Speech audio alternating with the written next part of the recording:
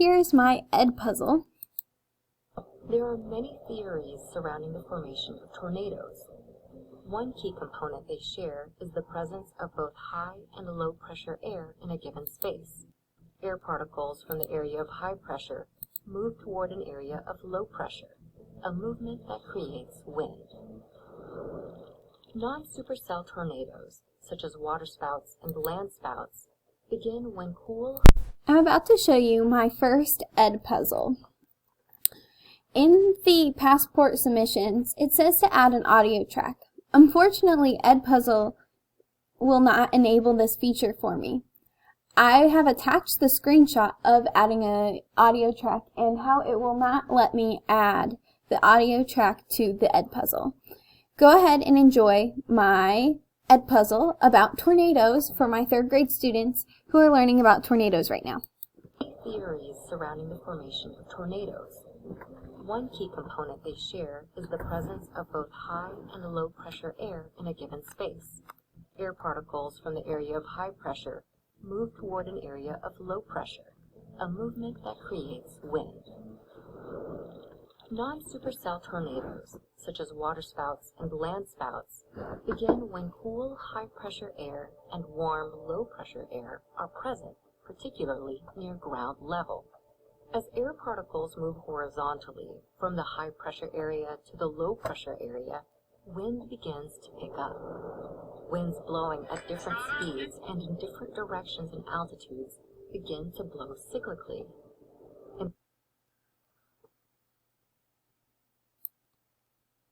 Here is my first multiple choice question.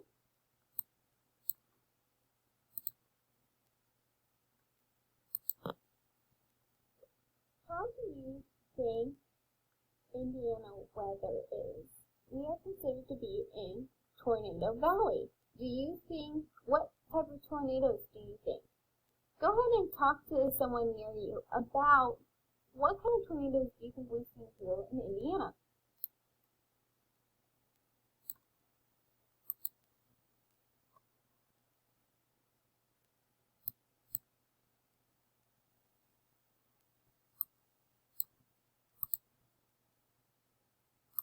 In the case of non-supercell tornadoes, they turn into an upright spinning vortex. But to create supercell tornadoes, the circumstances are slightly different. Violent supercell storms draw warm, low-pressure air up to a higher altitude, leaving behind cool, high-pressure air near the ground.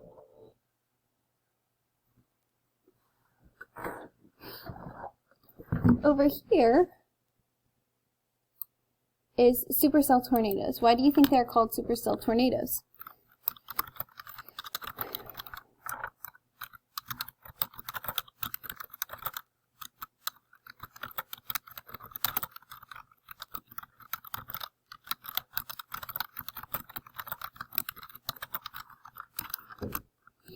And I'll just submit my answer and continue watching.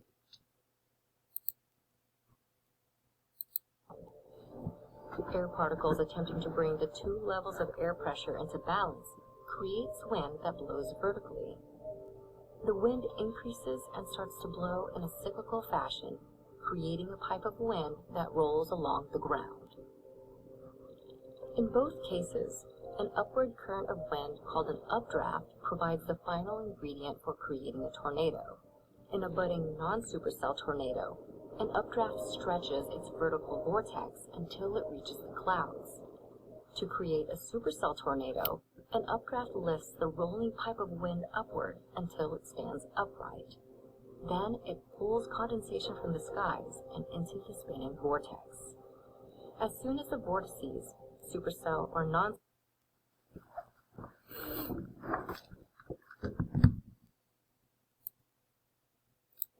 What's the final ingredient in creating a tornado? Updraft. Submit.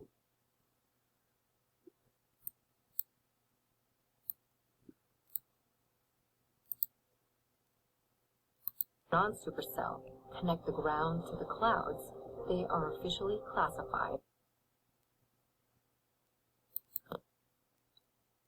So as we look at tornadoes, think about why do you think the low and the high pressure have such an impact on how tornadoes are created?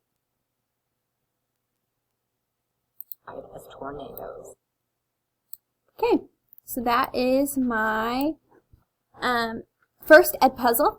I am going to submit another EdPuzzle with a video I've created to show you that I can do the audio track part, but I just thought I'd let you know. So, thanks.